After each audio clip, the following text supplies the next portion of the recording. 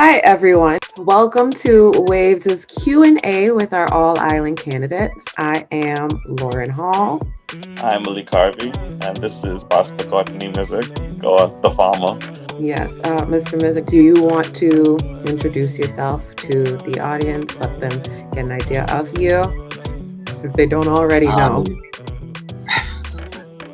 I am Courtney Missick, Pastor Missick, farmer, the singer, what next? The activist. Well, sometime when I do interviewing, I'm a bit shy, but I'll be me today. As you know, Waves is focused around youth culture and things happening in the TCI that are all about prolonging and just helping our culture to endure, right? So what we first want to ask you is leaning towards the arts. If you are to be elected, do you have any plans to support the arts? Are there different areas within the arts that you are looking at in particular? On the arts? Yes. Yeah. So that would fall with perhaps music, visual arts.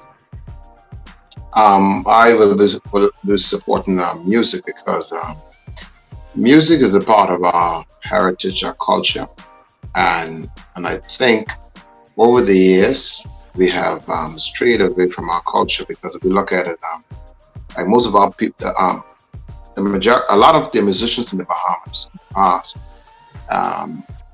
they were descendants from people from the Turks and Caicos Islands.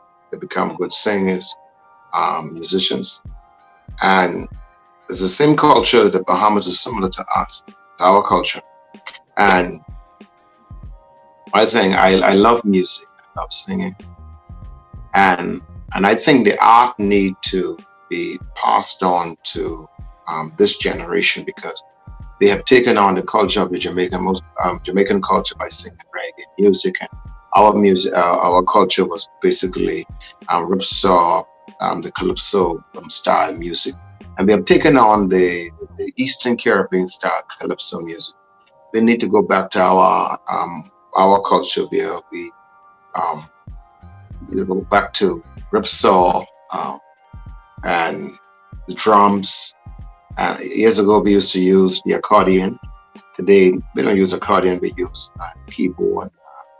Basically, go and a guitar.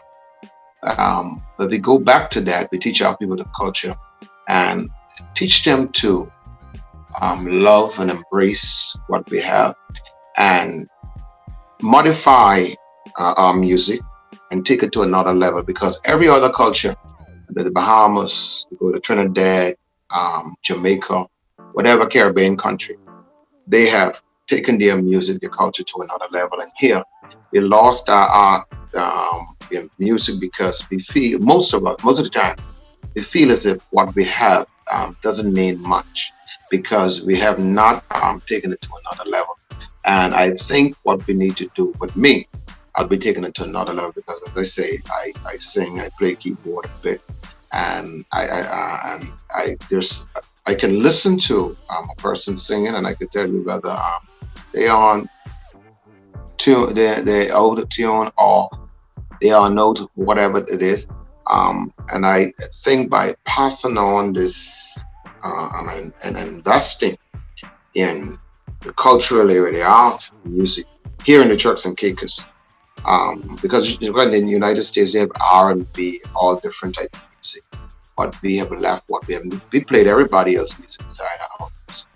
As I say, not only am I elected in the very near future, because my whole inspiration is in the very near future to start up a band and to go throughout the Turks and Caicos. I sing gospel music and to go throughout the Turks and Caicos and spread gospel through music, because in music and singing there is a message, and not everybody who can sing really can sing the message.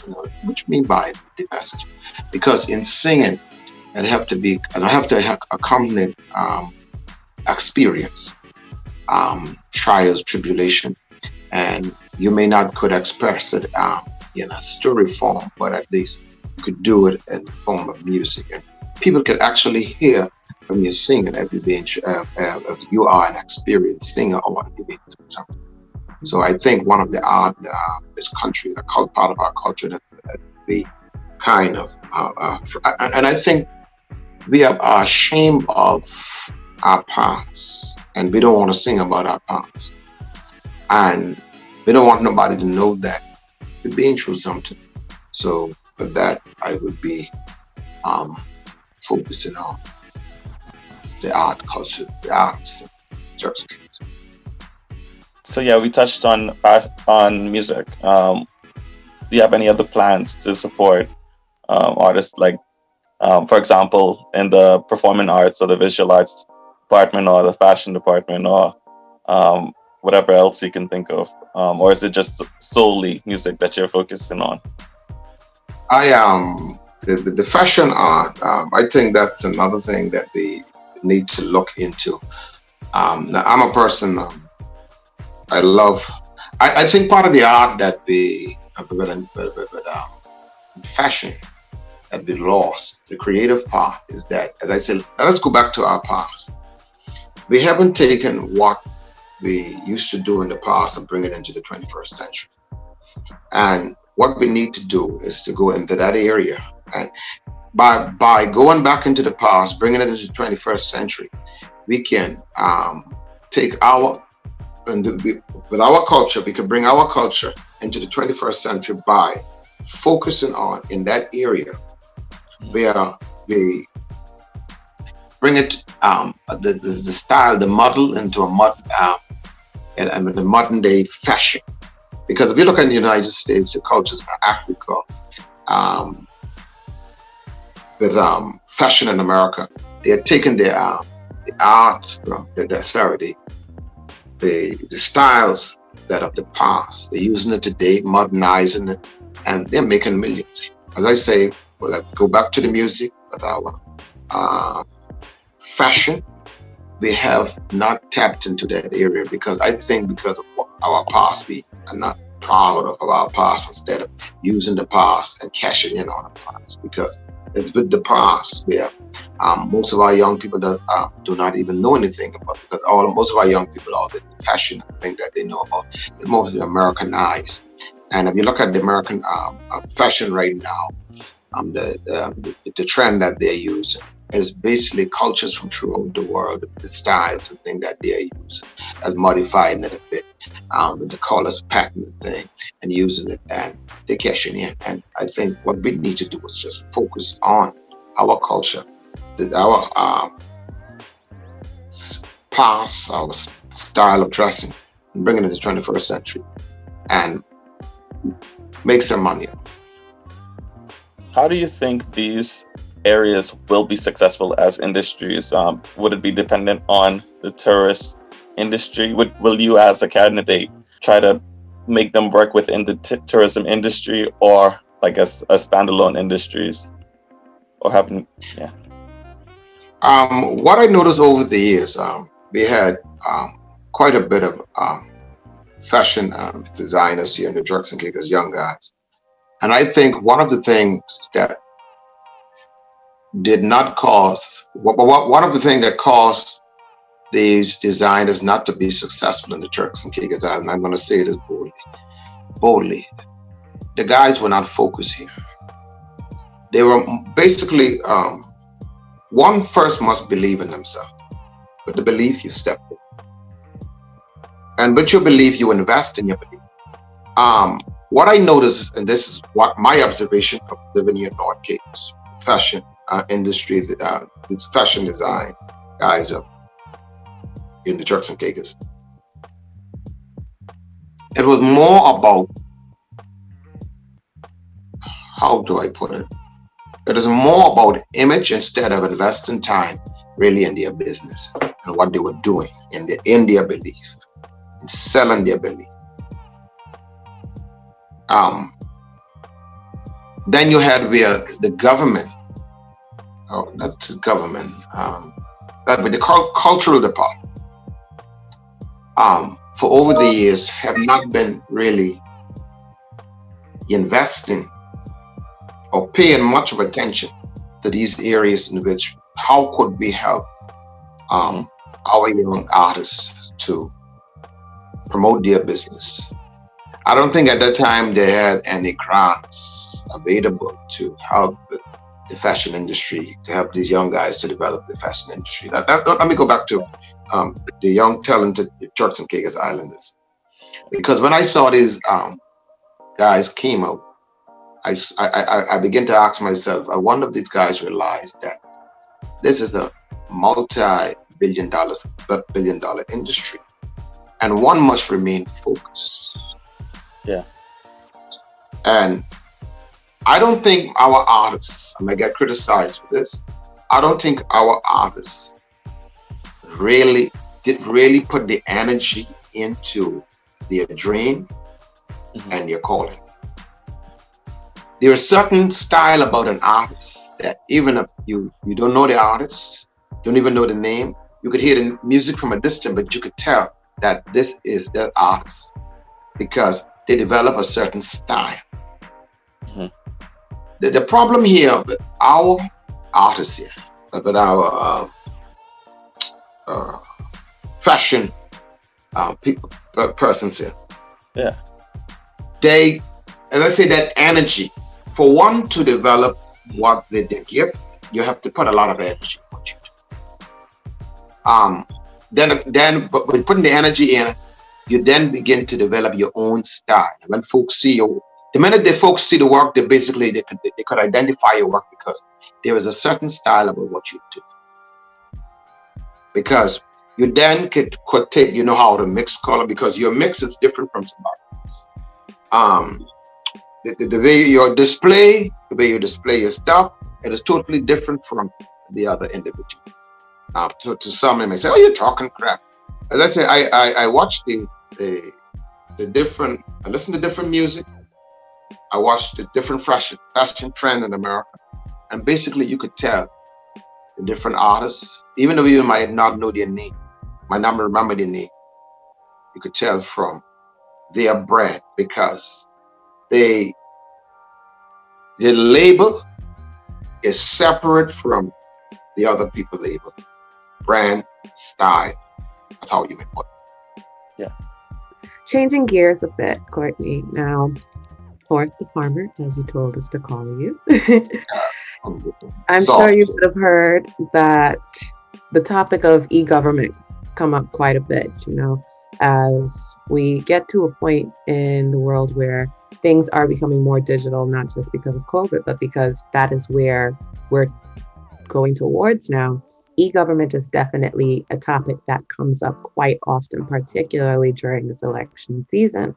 So what do you think you envision for e-government? What are you looking for regarding that? Do you have any plans or ideas when it comes to e-government? No, I'm not much of a technology guy, but I understand the importance of e-government, especially during this time.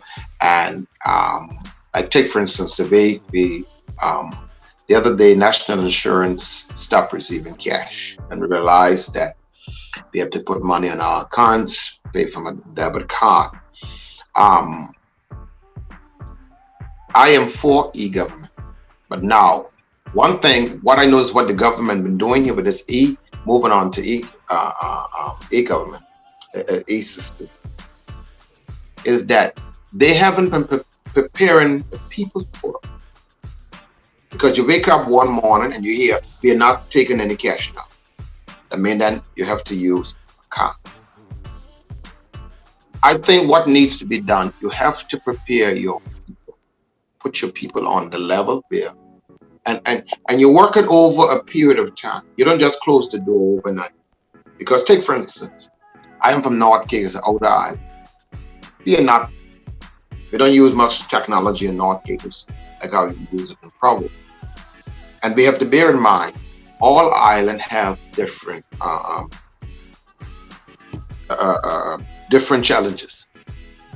Like when I leave from here to go to Provo, I in a semi-American style environment. and I leave from Provo, I come back into North Cape. It's basically kind of like I come back into time. So you have to prepare your people. And even though you have that in Provo, you still have some people who are not up to that level for eager. Like I remember when during the interim administration, when they was talking about in order to work in government, teach and do every other things, you had to have a bachelor's and master's degree and everything. And I remember on the floor debating, I said to them, yes, I agree with it, but you have to prepare your people. You cannot, just say in 6 months, that you're going to act, you're going to have this, you're going to have to be able to have these degrees and things in order to be able to teach or whatever be department head. You have to prepare your people, because you cannot have the country above the people, because what is going to happen? You're going to leave your people behind.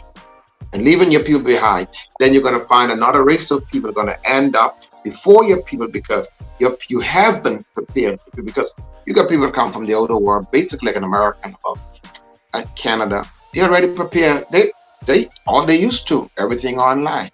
We are not used to that. So we have to gracefully have a time frame and that we move on to this e-government and prepare now.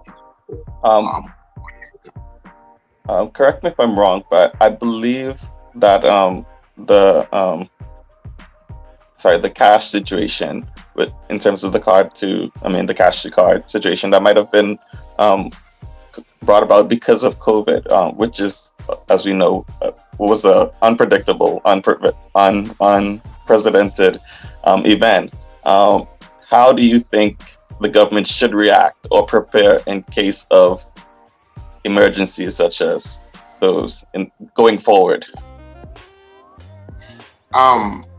Over the years, the government have been doing tsunami drill, earthquake drill, tornado drill, and we know within this zone we are not those type of disasters had never hit us.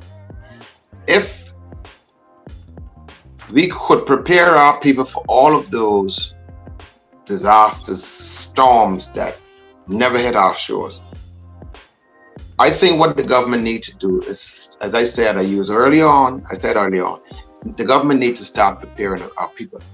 One of the major problems that they're having right now with government needs to prepare our people for certain things. Because not everybody's going to go to a university. Not everybody have interest in that.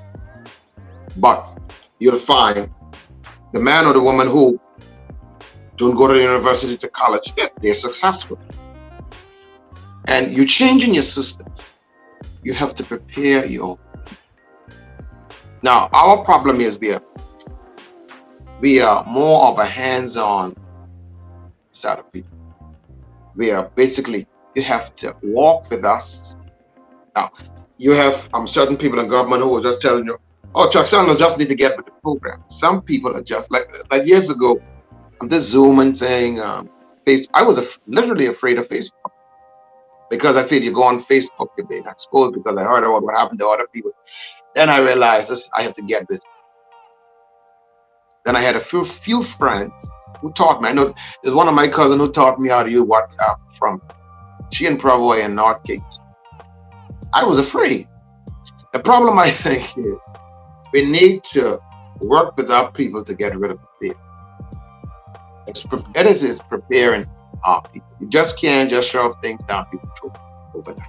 You have to prepare our people and allow them to know this is the way we're going to go, and we're willing to work with you. But you can't have the system there.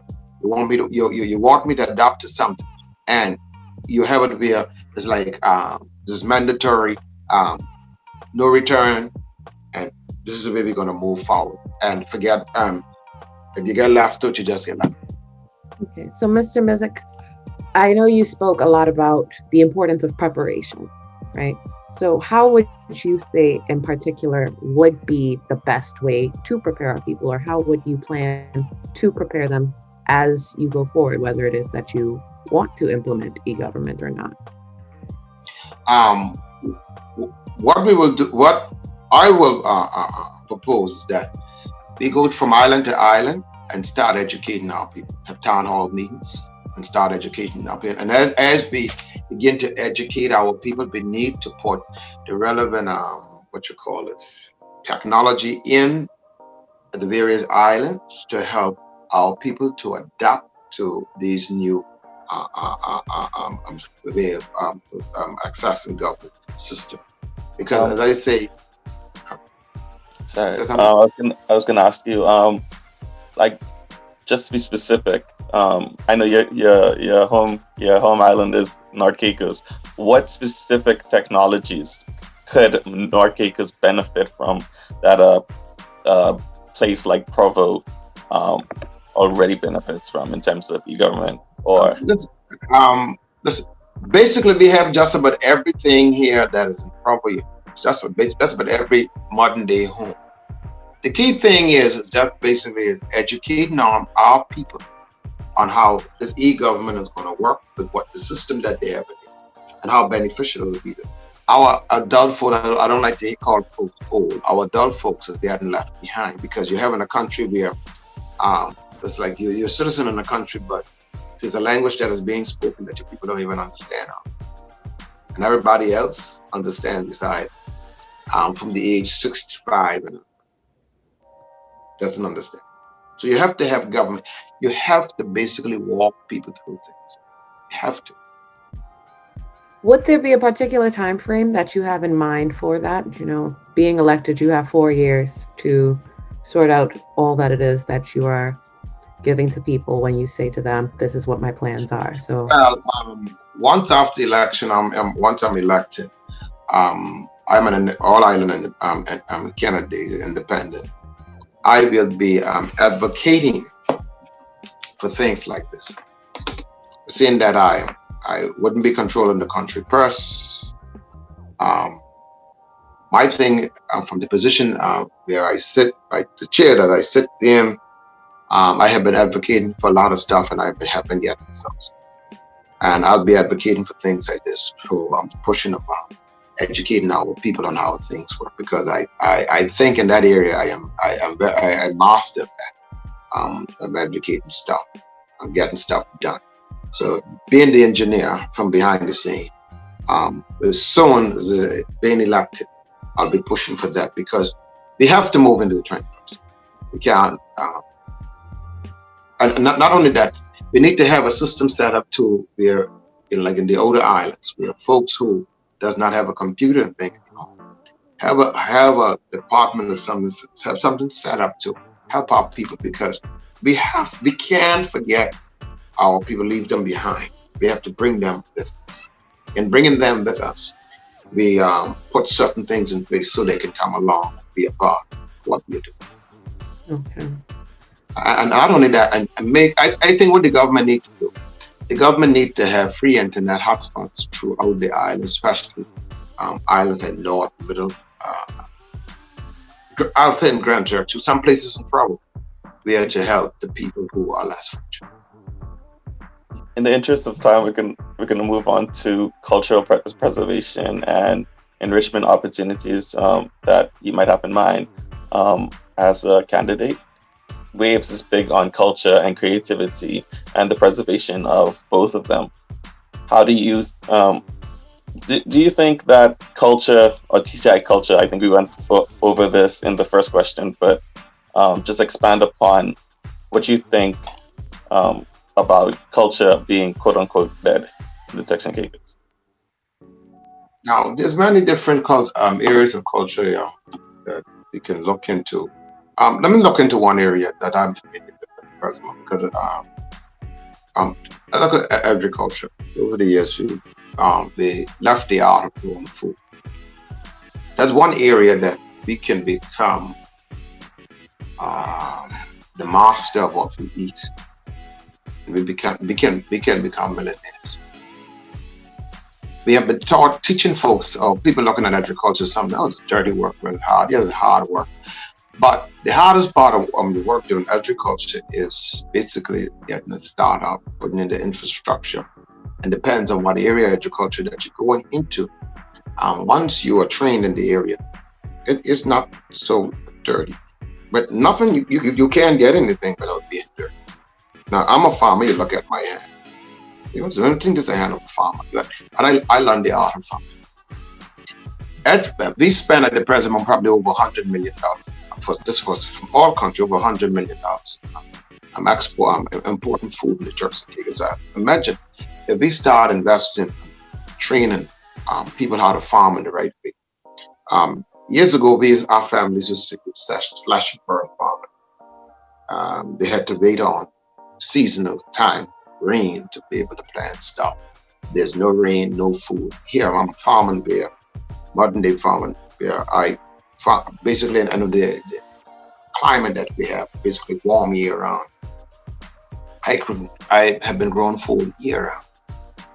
If we start investing in agriculture in the Turks and Caicos Islands, and then you have a spin-off from agriculture here. You start processing food goods, start canning goods. We could start exporting, but that 100 million, we could start working here. We could start saving, save about say 5 million. You start with the first year for 5 million, second year 10. Because when you get into about the third year, you move from 10 into 20. Say the fourth year, you could move about cutting our food import to about $50 million. But the basic thing is making land available, training our people, having the fundings in place to help our farmers, have revolving loans set up where farmers can expand and pay back basically at zero interest. Because, as I said, that's an area that is untapped. And we can provide the work. Do you think that in terms of like culture and culture perseverance, do you think that can be trained into our people? Yes, it can, because I have been doing farming for years and I know how to get it done. And I'm not here talking over my head. Basically, the method of farming that I use, you don't have to be able. Let me see if I can bring it down to a lower level. You don't have to be able, with me, you don't have to be able to read and write. The only thing I need you to be able to do for me is to be able to understand and what I'm teaching you, and you can make money. And I was showing some folks here yesterday the model of farming that I use. You could go in any rural area. You don't need any electricity. In the model of farming that I used, it was basically a gasoline pump, a water hole, a well, water hole, a pond, rip the land, prepare it, and you have government playing the role where the government prepare your seedlings for you. The government provide the basic training. Government have to get involved, because basically you're bringing your people up to a particular level. And I said to the folks yesterday, even if government don't want to do this part of the agriculture, I am willing to commit myself to with investors to basically have the role model farm, the model farm for the Turks and Caicos Islands, where I basically train people for them to get a hands-on knowledge with growing stuff in the Turks and Caicos Islands, producing the Turks and Caicos Islands. Okay, so Mr. Missick, you've spoken a lot about agriculture, and if anyone has watched your lives on Facebook, they know you are the farmer, right?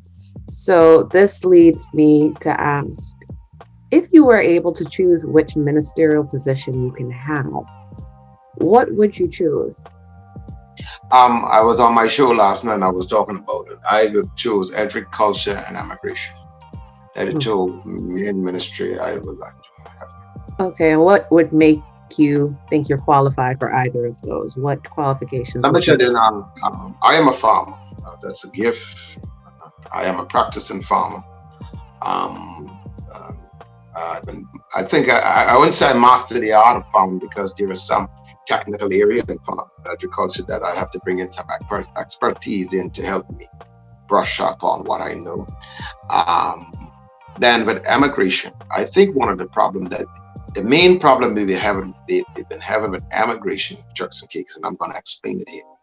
Immigration have become political, either blue or yellow. What do you mean by that, Mr.? Here it is. You have where the politicians of both political parties depends on the Haitian votes instead of the Turks Islanders vote. Now, what do you mean? But let me explain that. When Turks Island, the politicians have to go in the illegal areas, meaning land where you have Haitian people where they become citizens and squatting on our land, does not have an illegal document. And when you have to soften up on your policies to accommodate illegal squatting on your land, then you have to go to these same folks and ask for vote instead of enforcing the law. You have it where the government is speaking with two tongues.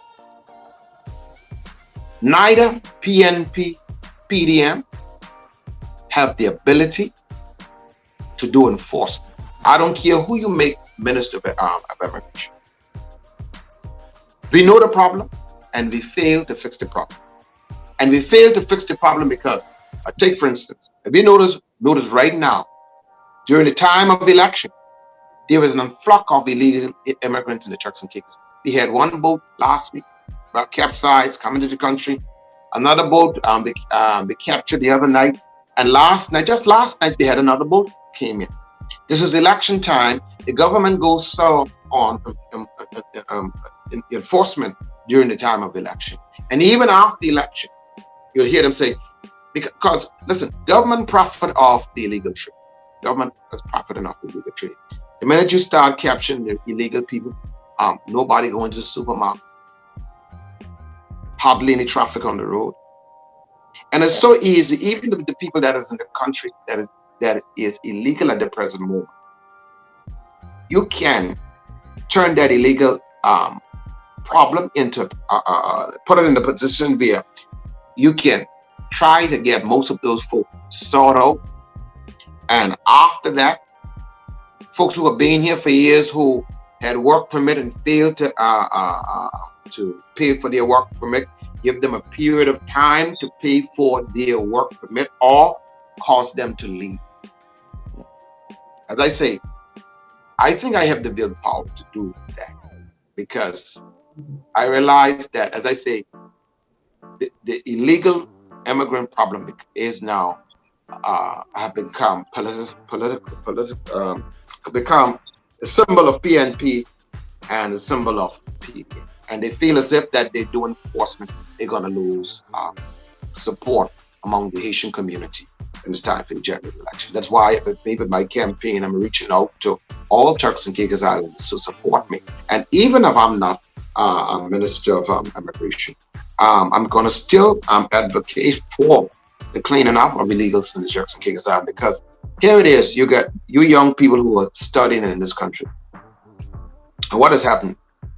Lands and things that you are supposed to be able to apply for. You got a land to build a house. You have these folks squatting on the land. Government are not doing enforcement. And the only enforcement that the government is doing, making it harder for young Turks Islanders like you all, to build a house. Here it is, your parents might give you a piece of land. And the amount of red tape that you have to go through just to build a piece of land, build on a piece of property. Because they say that they have this legislation to deter illegals from squatting on our land, which these laws are basically there to prevent us from moving forward. Now, I believe in legislation. I believe in policies that protect us and make sure that we have proper building codes to things in the country. But some of these laws are too stiff and it's too costly, because for every time you decide to move forward, there's a fee or something that you need, a favor, something that you pay for. And I think life should be better for the younger people just because it was better for me, because like I told them the other night on my show, I could have dreamed years ago about having a farm, owning land, and the policies were there. But now, because to deter people of illegals of squatting and thing on our land. They make the laws so hard. Now, younger people, the only thing but basically you dream of becoming a technician or something, but now move from becoming a technician, own a piece of land and starting a business. That basically mostly is impossible. If your parents are not fortunate enough, it's impossible for you to start dreaming, having that dream right now in the 21st century for young Turks. Yeah. Pastor Courtney, what plans for education do you have? Let's say you get elected on election day as a minister, in terms of educational improvement. What need to be improved with the education system, especially folks who come from. Let me work it backwards. Take for instance, you young people coming from college, coming to the Turks and Caicos Islands. We need to move immigration from. We need to have immigration basically as enforcement. We need to put education and labor together. Where we send you to school, you come back. You need to be assured that when you finish college, university, wherever you are, whatever institution you are in, that you are guaranteed a job once you finish. So we need to put these two departments together. By putting these two departments together, and give the younger people assurance that yes, I have hope once I am finished with my studies and I come into the Turks and Caicos Islands, they're going to have a job. Now, let's go back to our current education system in the country. There's a lot of Turks Islanders that have been condemned over the years because they are not academically inclined. A lot of Turks Islanders are skillful with their hands. We need to characterize.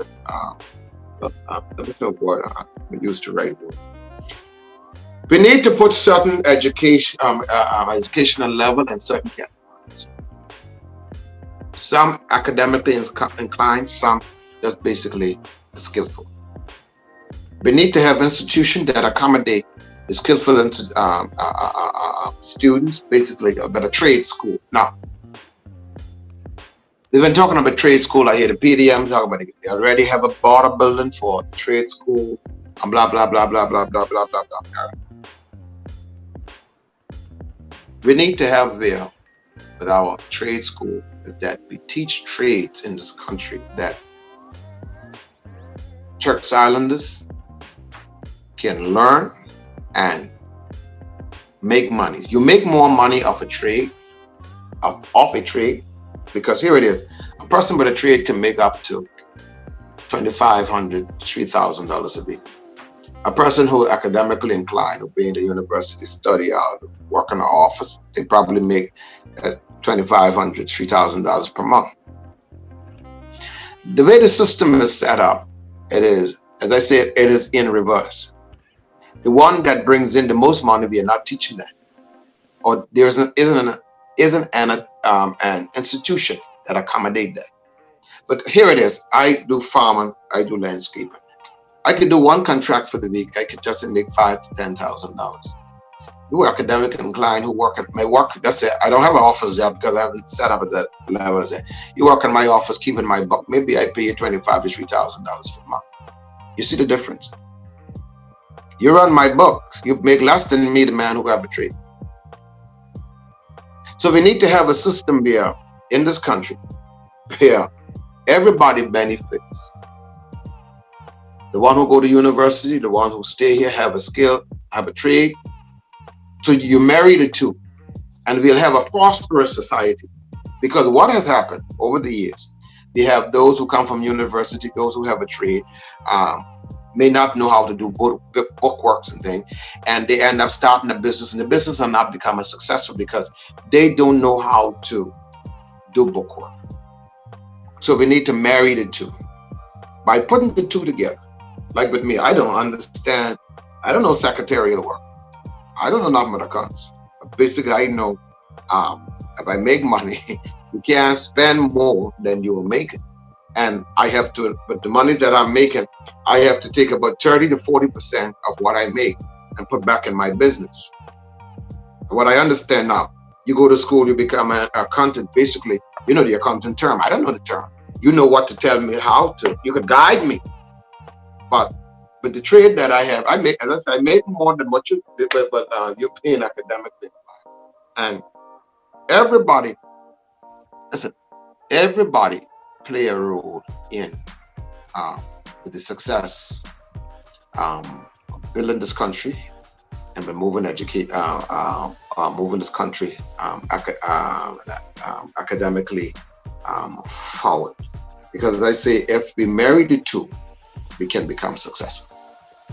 So with that, Mr. Missick, my question to you is, what do you think about raising the minimum wage? That has been a hot topic. All right. The minimum, all right. I am for the raising of the minimum wage, but we need to be careful of how much we raise it to. And let me explain why. I think the minimum wage need to be raised to about $7.50 to $8 an hour. The reason for that, you're going to have tons of church silentists in the future who's going to start a business. Starting a small business. Imagine you're just starting a business and you have just a cashier. You start that business off. You can't start paying the cashier $10 an hour. It's a small business. Remember, now you start the business, trial and error. You have to start off that business for about $7.50 to $8. $8 is a bit steep. Folks listen to me right now and say, "Oh, that ain't enough." Because, listen, what you do with business? Let me tell you how you partner with your employees. You pay them wages, and at the end of the year, you pay them a dividend from your profit. That's how you get your employees involved in your business and make them more interested in your business. You cannot leave out your, because remember, after paying that wages, you still have to pay NIB and HIP. My problem is sometimes when I talk, I lose track of words. No worries. But I think basically what you were saying was that you kind of, I guess as a minister, you would try to secure the rights of the business owners in terms of minimum wage, and ensuring that they are successful. You try to, when you, like, all right, I'm about to expand with my business. What I want to do, I want to get my employees involved in my business. How do I get them? You have to pay them the minimum wage. Now, I do not pay church salary. Whoever work for me, I do not pay them no $6.50. I pay them $7.50 an hour, because I realized you cannot you can't live a decent life off of $6.50 an hour. You take the payment to about $7.50 to $8 per hour. Then at the end of the year, as your business grows, you get you partner with your employees. Yeah, at the end of the day, they get dividends. But that would be more, because you have a good minimum wage, you hire more people, everybody get dividends at the end of the year. Everybody's. I don't think it could be any better. And you're getting what you call a vacation pay, and at the end of your term with the business, you're still getting a servant's pay. So you can't be. Basically, the business stuff like the employee business, I don't think it'll be any better. I do remember you speaking earlier when we were talking about fashion, how you feel like the Department of Culture has done certain things, but they could implement more to assist those fashion artists. And at Waves, our slogan is proving TCI creativity and culture is not dead. Do you feel like the culture is dead in the Turks and Caicos? With every department and government, basically they are underfunded. It is like, let me see if I could use this terminology. It's like having a wife and she just carrying the right wife rule. She getting her allowance, a vehicle, got a house and everything, a roof over her head. But she isn't playing the role of a wife, a mother, a figurehead. She isn't lead. And I think the Department of Culture is not lead. and the government is underfunding the department. Because with culture, there are certain things you should have certain goals that you're trying to achieve over a period of time. But my understanding, as I say, I'm a Turks and Caicos Islander. I have a little business. I have land.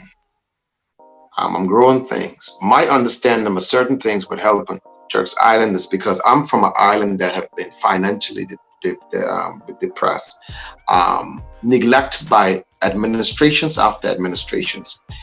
My understanding about helping young people is different from those who sitting in an office, air-conditioned office, who be in the university and who have been taught by their professor this what needs to be done. Because basically, for me right now to convince an investor to invest in me with my farm, I still have to do a proposal, but I have to give them a tour of what I'm doing on the ground. Because if you read on the information that they have out there with the Turks and Caicos Island growing food in the Turks and Caicos, you'll hear them say nothing can be grown. Now, because of that is on our website, when investors come to me, I have to give them a little tour of what can be grown here. So with what you were saying, with culture need to be more involved financially, and I think what we need to do here too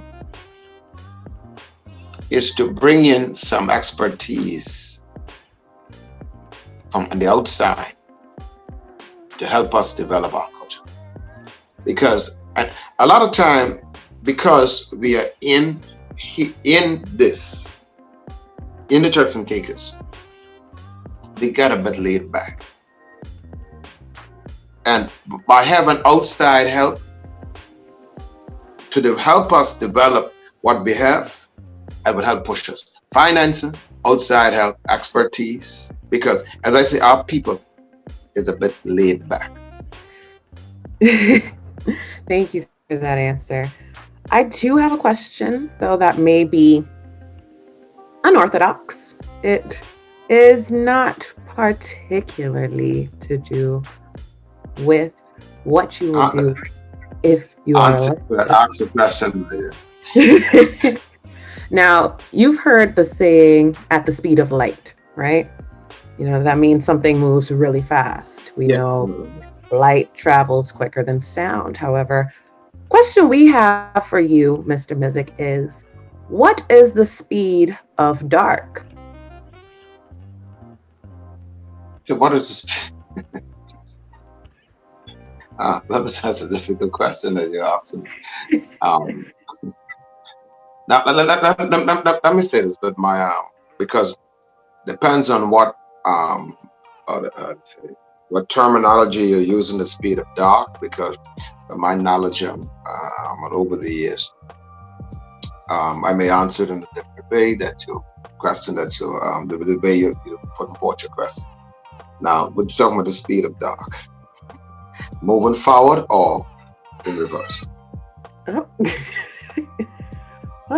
Alik, what do you think we should do? Is it moving forward or moving in reverse? Since dark has different speeds depending on the direction. I think it should now. Hold on, before he answers. You are younger. Let me use my knowledge here. The speed. How you say how fast is darkness? Darkness, I think, depends on if you're looking at it from an academic point of view, moving forward. Darkness depends on how much knowledge that we embrace and how quick we're willing to step into the future.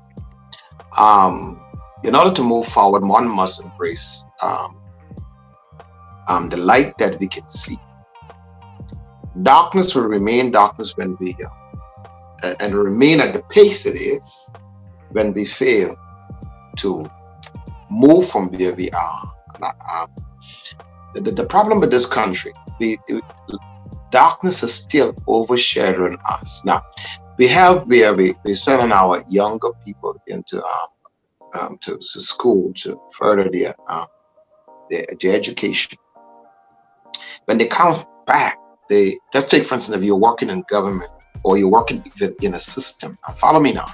You're working in a system and you have old heads who've been there for years, who've been doing things in a particular way. Here it is. You just a freshman, come out of a university, college, wherever it is, and you come back now with this new a new vehicle to move things forward. You'll find yourself that you're being hampered because those that are there is not willing to move forward. They're stuck in the past.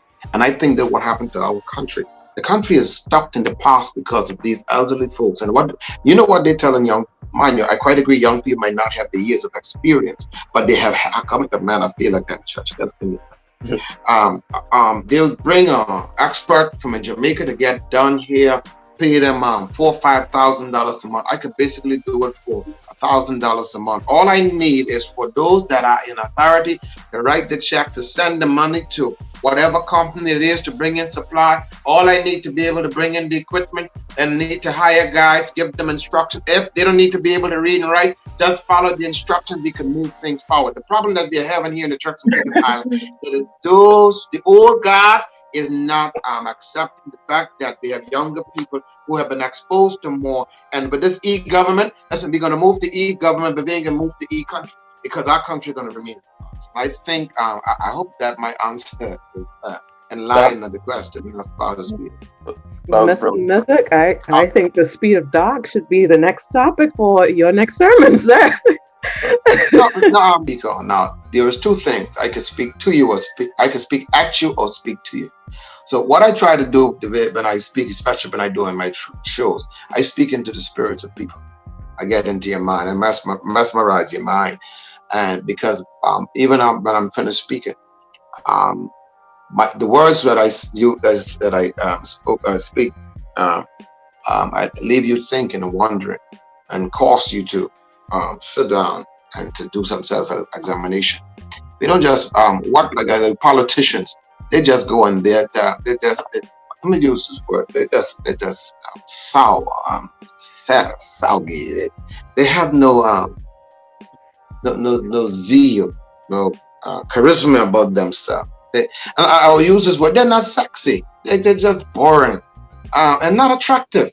And there should be something about, like when I speak, I use body language, facial expression, and you must have a conversation where folks can follow you. They're just boring. Just boring. As I said, they're not sexy at all. And you just listen to them, you'll be wondering, why, when he's going to stop? When she's going to stop? Oh, my God, let me get it straight. You have something to be attractive about you. So I am just different. That's just ask a question.